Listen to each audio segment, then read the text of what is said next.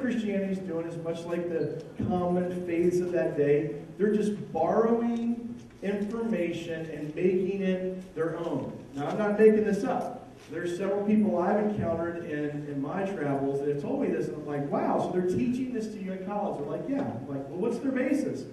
Well, there's really no basis. It's just how they feel.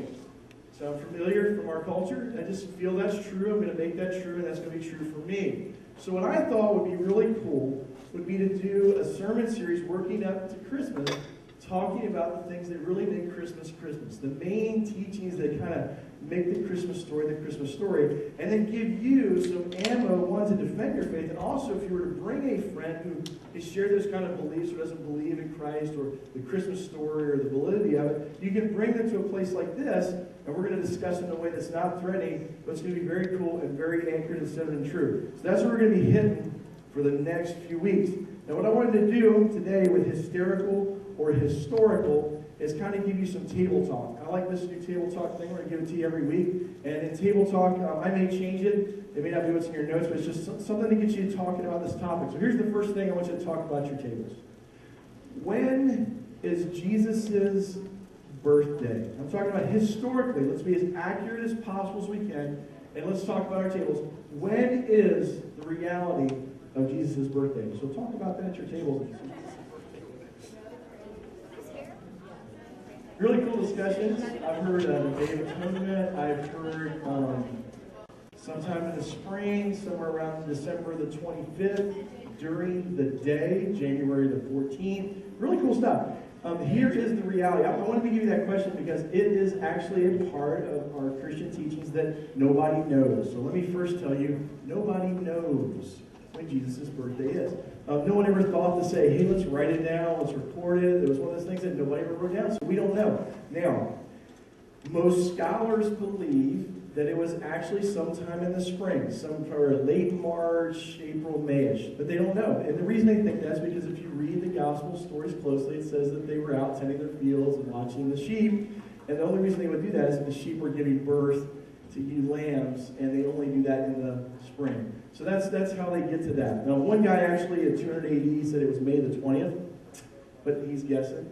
And then what happened, if you want to know why we just celebrate on the 25th, who was it? Sherry over here was so good. She said, don't know when it is, sometime in the spring, but we celebrate his birthday on the 25th. That is correct. We celebrate his birthday on the 25th. There's nothing wrong with that. We don't know, so let's pick a date and celebrate it, right? The way it happened was a guy named Pope Julius I declared the 25th his birthday to actually offset the worship of a Roman god. Because he was just kind of like, these people are messed up, let's create something that gets them out of that. That's kind of how it happened, I kid you not. Here's another one. Is the Bible completely, perfectly accurate when it comes to the Christmas story? Like the things that are in the Bible. Obviously, Jesus' birthday is not there, but the things that are in the Bible. And by the way, when you discuss this, respect everybody's opinion. If you've got somebody that you don't agree with at your table, respect that. That's the cool thing about discussion. But is the Bible accurate when it comes to Jesus' birthday? We trust it. So if you brought a Bible, if you didn't, don't freak out. I put this in your notes. But if you brought a Bible, turn to the Gospel of Luke.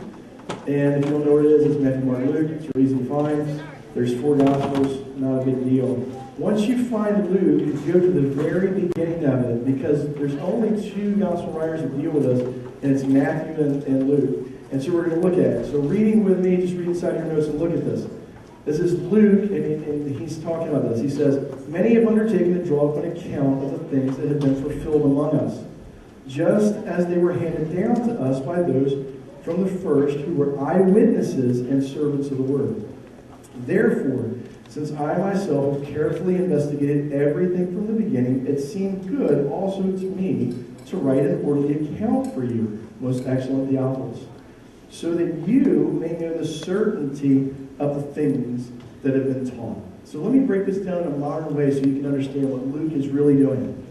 And if you want, the key parts of this passage are the aspect of carefully investigated everything. He wrote down an orderly account, and he wrote them down with a purpose. So let's look at that. Luke is an early disciple of Jesus, okay?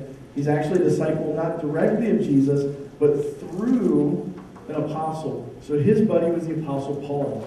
And he was writing down the things that Paul had taught him. But he didn't just write them down.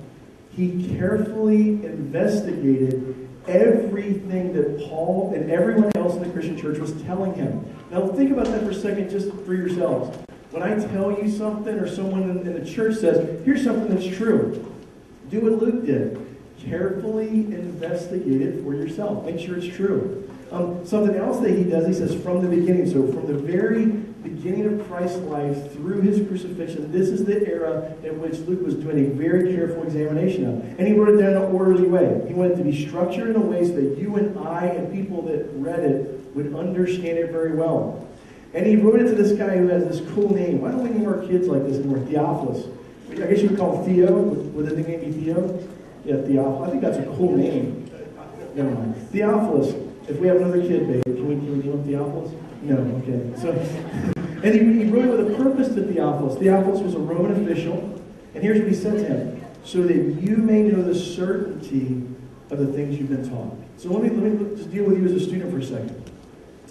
You've been taught all of your life the Christmas story. You hear it every year at Christmas time. These are things that you've learned and you've adapted. I asked one student, they said, we believe the Bible is true. I asked, why? Well, it just is. And I'm like, that's good, but why is it? And that's what the world really wants to know is, why is it true? I know in faith that you put faith in this book because you're a Christian. But why is it true is a greater question. And look what Luke is saying, so that you may know the certainty of the things you've been taught. So you guys have been raised up with this Christian teaching and with this Christmas story, many of you. And here is a guy that's saying, I want you to be certain of the things you've been taught. So here's what we're going to look at. Can we trust the Bible? And specifically, I want to look at the Gospels. Now here's the Gospels. It's Matthew, Mark, Luke, and John. That's what we're going to look at in this season. Now, who wrote the Gospels is the first thing I have for you. Who wrote them? Really important question. The Gospels were written by the people that bear their name, Matthew, Mark, Luke, and John. Now, that's kind of neat. Now, what we're going to examine in depth, though, are only two. There's only two of them that deal with Christmas, okay? And it's Matthew and it's Luke. They're the ones that write down for us the early aspect of Jesus' birth and his early childhood. They don't deal with certain aspects of his young adulthood and other things, but they actually deal, those two Gospels deal with that. Now, here's the next thing I want you to think about. Realize that the Gospels are, and what are they? Realize that they are, but what are they? They're unique. They're extremely unique. In fact, when I say that, I don't say that lightly. Let me just give you some of the things that I know. And you can actually go really in depth with this over time. There's, 27 New Testament books. If you didn't know that, there's 27 books in the New Testament. They're all compiled together for you in what we call the New Testament. But there's only 4 Gospels.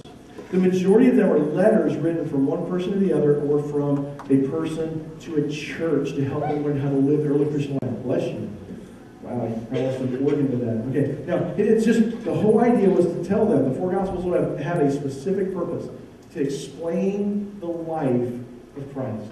So for us as Christians, they're the starting point for our faith. We want to start here because we want to know who Jesus was, what he said, what he taught, what he did, and what his life was about. And if you want to know those things, you begin with the Gospels. So they're very unique. They're based on indirect or direct eyewitness testimony. What do I mean? Well, either the person writing down, they wrote down what they actually saw because they were right in the midst of Jesus, or they were closely associated with someone who was an eyewitness, but they're either direct or indirect. Very close. So what's being written is very close to the people who were with this person. Unlike other faiths sometimes where it's written much after. That's a new thing.